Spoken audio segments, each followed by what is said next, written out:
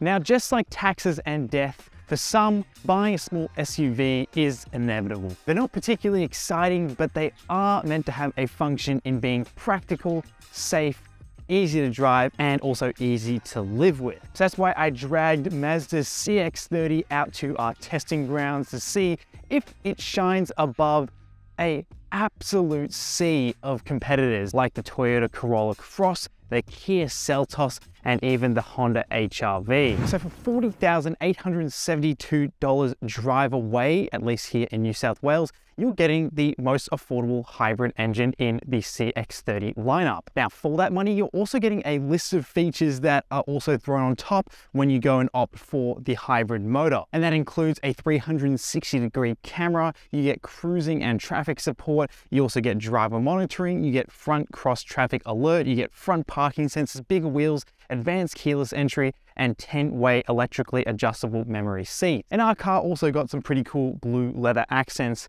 on the inside, even though it has cloth seats.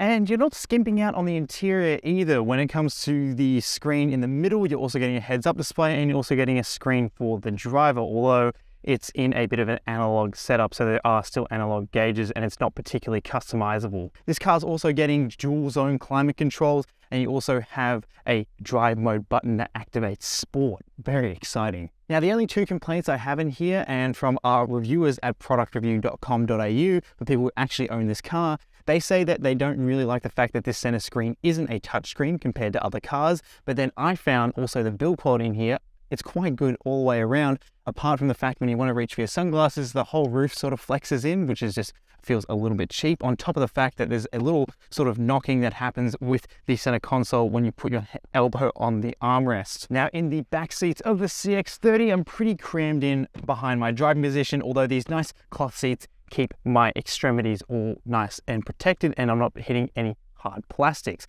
It's pretty sparse back here. We only have access for our child seats and some air vents. That's it. But I also do get an armrest if there's no one sitting in the middle seat. So you're not getting the most spacious back seat for your money in this category. Now, as expected, there's a manual boot which reveals a pretty decent amount of boot space. So yes, it is a practical car. You're not sacrificing practicality when you're buying this small Mazda SUV. And at least you also get a spare tire and everything you need to change one underneath. And also, Mazda's attention to detail is seen clearly here by being able to lock the car from the boot rather than having to take a key out of your pocket. And of course, you gotta love the real exhaust pipes that are at the back rather than anything fake or hidden. Now, this CX-30 has a pretty traditional 2-litre 4-cylinder petrol motor under the bonnet, but this is a mild hybrid. It's not a traditional hybrid like you find in a Toyota. Instead, there's a small battery on board which is powered by this motor here, and it's designed to save you just over 0.2 litres of fuel more than the non-hybridized version of this motor. So yes, you shouldn't buy this car on fuel savings alone because it's just not that different from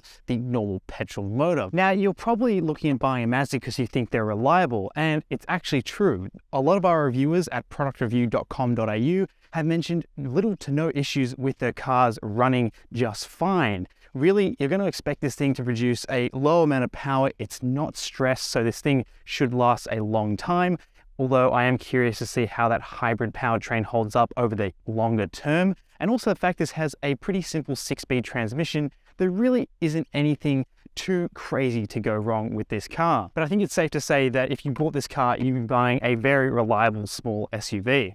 Now, of course, the other thing you're probably worried about is how safe is this car? Well, back in 2019, this thing scored a 5-star ANCAP rating, which is obviously a perfect score, which means this thing is going to be safe. But my 3 favorite safety features from this car would be the 360-degree parking camera. I also do like the active lane keep assist, and I also do like the front collision assist as well, that also keeps an eye out for pedestrians and bikes, which is all very useful. Now, after you've bought your car, you want to know how much it costs to run. Well, it's going to cost you $1,732 over 5 services, which are either 12 months apart or 10,000 kilometers apart. Now, that cost of maintenance is pretty low for that period, but I do think that the 10,000 kilometer service interval should be slightly longer, considering most people drive this every day. So apart from the whine of a petrol motor underneath the bonnet, this car is nice and quiet. And also the speakers in here are really good as well. So if you're driving around day to day with your speakers on and just cruising, this is a nice and quiet car. When it comes to little potholes and puddles, very compliant, plenty of travel and play in the suspension itself. So it really feels like this is a very comfortable and spongy car to drive around. Talking about spongy, let's talk about the brakes. So let's go on 3, 2, 1, emergency brake, and now, what we just experienced there was a bit of ABS, and also the fact that this car does have a bit of a softer brake feel, but it's nice and confident once you sort of load up all the pressure on it. Now, let's test some acceleration in 3, 2, 1, from 50 to 80 kilometers. Let's go.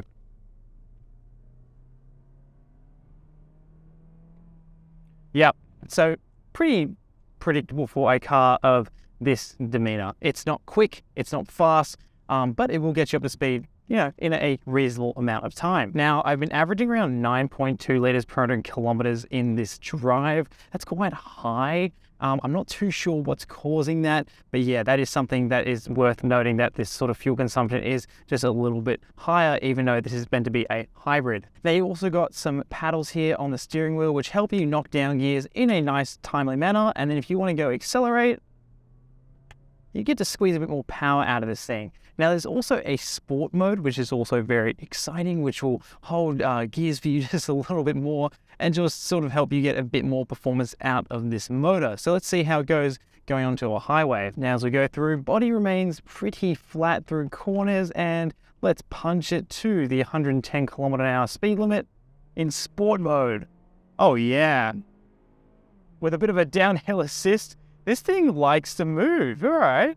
That's not super sporty again, but it's actually a little bit entertaining about how fast this thing likes to move when you really are boogieing. And finally, let's talk about GVC. So this car comes with a thing called G vectoring control, which Mazda likes to incorporate into their vehicles to help them drive a bit smoother. So as I go through corners and tighter corners, and I'm modulating my throttle and the steering inputs, what actually happens is that the steering talks to the motor to reduce engine RPMs to actually create a more stable cornering experience. So rather than that whole experience where you're sort of shuffling your steering feel and all of a sudden you're not steering as quick as you thought you might, so you overcorrect and it just becomes a little bit sort of jarring to go through corners, this Mazda, and noticeably so, is very smooth when you're going through a sort of gradual turn or something that might turn from a gradual turn into something a bit more aggressive.